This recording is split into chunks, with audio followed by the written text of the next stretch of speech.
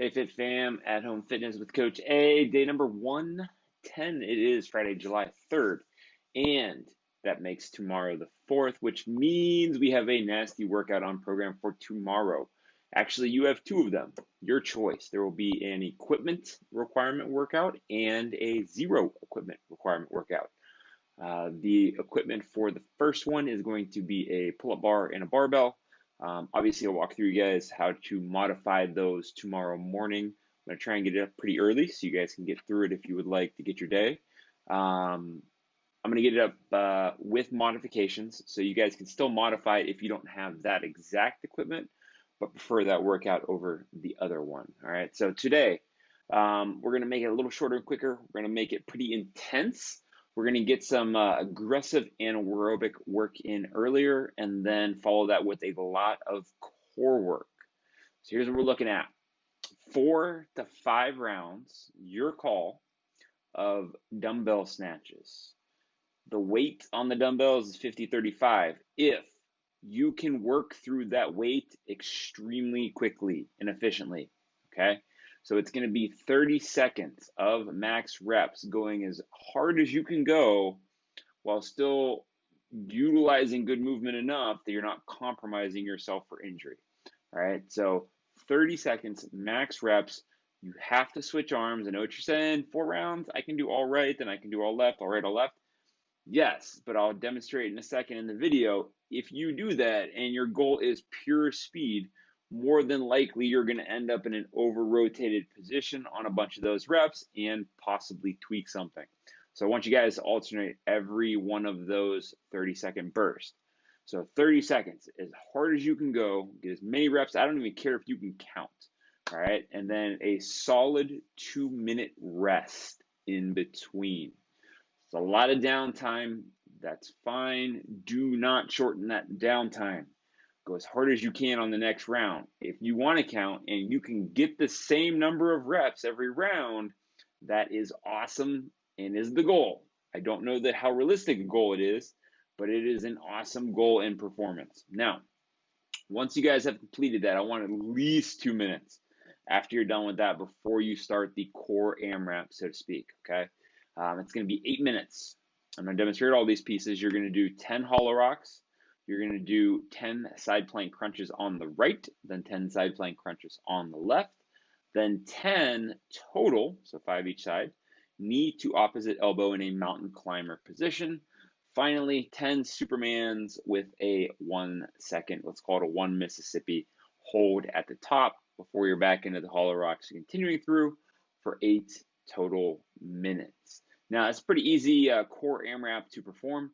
So if you guys want to keep track of what your score is and make this a regular thing to get some core work in, either on like an active recovery day or just in general to add it into your workload on a normal day, it's not a bad one to do that with. See you guys in a second for demos.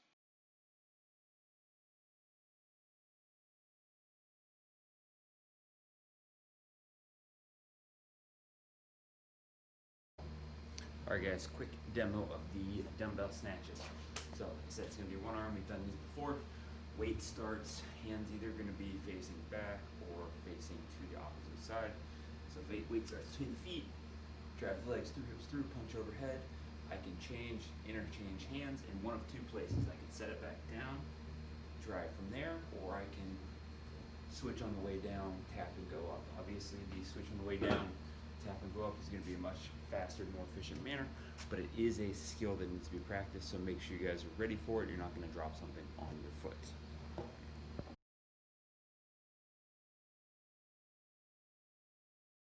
Okay, guys, so we'll real quick walk through for the core work for today. Hollow rock is something we've done before. The goal is trying to keep the front, or in this position, top side of the body in a hollow stature while rocking back and forth. Remember, the most important thing here to think about that most people tend to mess up is when they rock back to their shoulders touching the ground, we're not releasing the upper abdomen as if we're leaning back. We're simply allowing our body to fall back, which it's more than likely going to do because it's a little bit heavier up top, okay? And then when we want to come back down into the feet, we're just squeezing the glutes and kind of pressing down a little bit, get some momentum going with the hamstrings. Fall back, squeeze and press down. elbow back, squeeze and press down, right? Big isn't necessarily better on this. We're not looking for a ton of distance. We're looking to maintain tension and control. Now that second one is going to be the side plank crunch. You guys are going to set yourself up in a side plank position on the forearm most likely. We're going to drop those hips down, engage the obliques on the bottom side, and flex up from there. Range of motion is up to you guys. I don't like a ton of range of motion because the more I dip, the more I tend to feel it cross in the lower part of my back and create some stress and strain from there. But then again, I have some lower back issues that are structural, so if you guys are good with that, then by all means use whatever range of motion you want. The knee to opposite elbow is going to start in a push-up plank type position. If you guys have done yoga before, you've probably done this. I'm going to take the right knee across and try and tap the left elbow. Left elbow to the right knee. And then finally our Superman with the 1 second hold is basically going to be the exact opposite of that hollow rock position, except we're solely going to flex up 1 Mississippi back down. If you notice, I'm not really leading with my eyes or my nose. I'm not trying to flex my neck into place. That's one of the things that people tend to do a lot, and they get a little neck strain. It takes away from their ability to engage the muscles in the back and pull their chest up off the ground. See you guys tomorrow for our 2 hero WOD option.